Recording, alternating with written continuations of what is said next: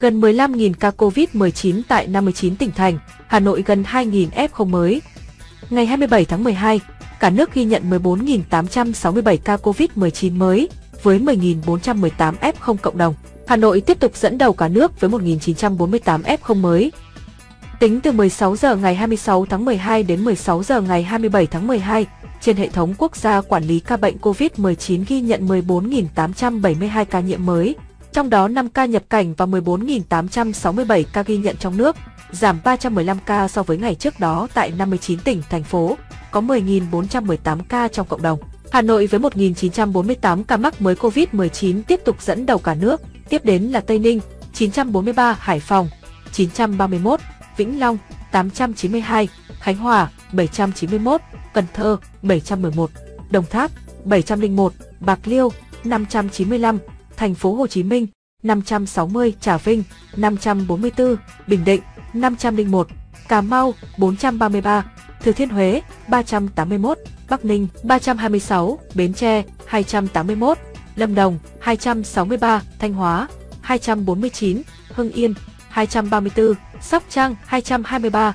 Đồng Nai, 216, An Giang, 213, Kiên Giang, 204, Quảng Ngãi, 201, Bà Rịa, Vũng Tàu, 162, Bình Thuận, 140, Gia Lai, 136, Đà Lạt, 134, Tiền Giang, 134, Sơn La, 126, Hà Giang, 122, Phú Yên, 112, Quảng Ninh, 103, Đà Nông, 98, Hà Nam, 98, Quảng Nam, 96, Nghệ An, 93, Đà Nẵng, 86, Vĩnh Phúc, 85, Nam Định, 78, Bình Dương, 77, Hậu Giang, 63, Thái Nguyên, 59, Ninh Thuận, 56, Quảng Trị, 53, Phú Thọ, 50, Hòa Bình, 45, Long An, 45, Thái Bình, 42, Bắc Giang, 40, Bình Phước, 30, Tuyên Quang, 28, Kon Tum, 24, Cao Bằng, 22, Yên Bái, 21, Lào Cai, 19, Hà Tĩnh, 18, Quảng Bình,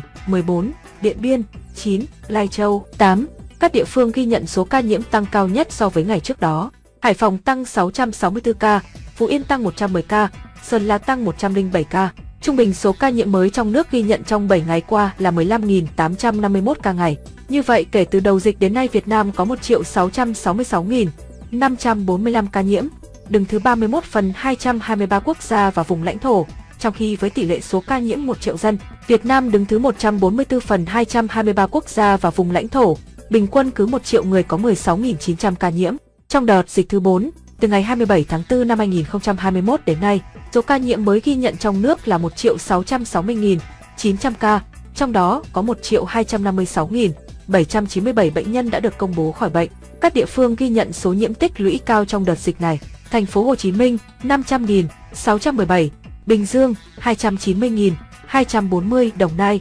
97.043, Tây Ninh 71.537, Đồng Tháp 41.816. Về tình hình điều trị, trong ngày có 11.374 bệnh nhân được công bố khỏi bệnh, nâng tổng số ca được điều trị khỏi lên 1.259.614 trường hợp. Số bệnh nhân nặng đang điều trị là 7.636 ca, trong đó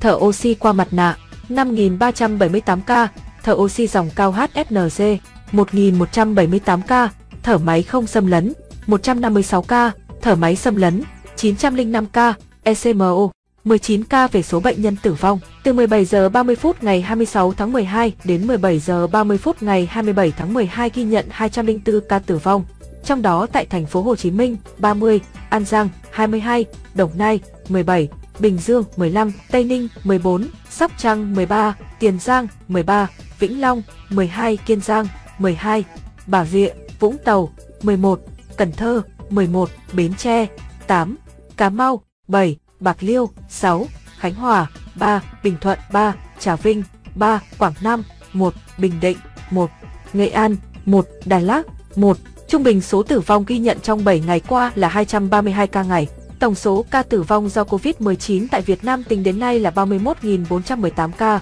chiếm tỷ lệ 1,9% so với tổng số ca nhiễm. Như vậy đến nay, Tổng số ca tử vong do Covid-19 tại Việt Nam xếp thứ 27 phần 234 vùng lãnh thổ, số ca tử vong trên 1 triệu dân xếp thứ 131 phần 224 quốc gia, vùng lãnh thổ trên thế giới. So với châu Á, tổng số ca tử vong xếp thứ 7 phần 49, xếp thứ 4 ASEAN, tử vong trên 1 triệu dân xếp thứ 26 phần 49 quốc gia, vùng lãnh thổ châu Á, xếp thứ 6 ASEAN. Về tình hình tiêm chủng, trong ngày 26 tháng 12 có 725.301 liều vaccine phòng Covid-19 được tiêm. Như vậy, tổng số liều vaccine đã được tiêm là 146.335.052 liều, trong đó tiêm mũi 1 là 77.138.616 liều, tiêm mũi 2 là 66.402.056 liều, tiêm mũi 3, tiêm bổ sung tiêm nhắc và mũi 3 của vaccine Azala là 2.794.380 liều. Bộ Y tế tiếp tục chỉ đạo các địa phương khẩn trương đẩy nhanh tiến độ tiêm vaccine phòng Covid-19 cho người dân trong độ tuổi chỉ định, đảm bảo tiêm chủng an toàn theo các quy định và hướng dẫn của Bộ Y tế, đặc biệt lưu ý và ưu tiên tiêm chủng cho đối tượng là người từ 50 tuổi trở lên, người mắc bệnh nền.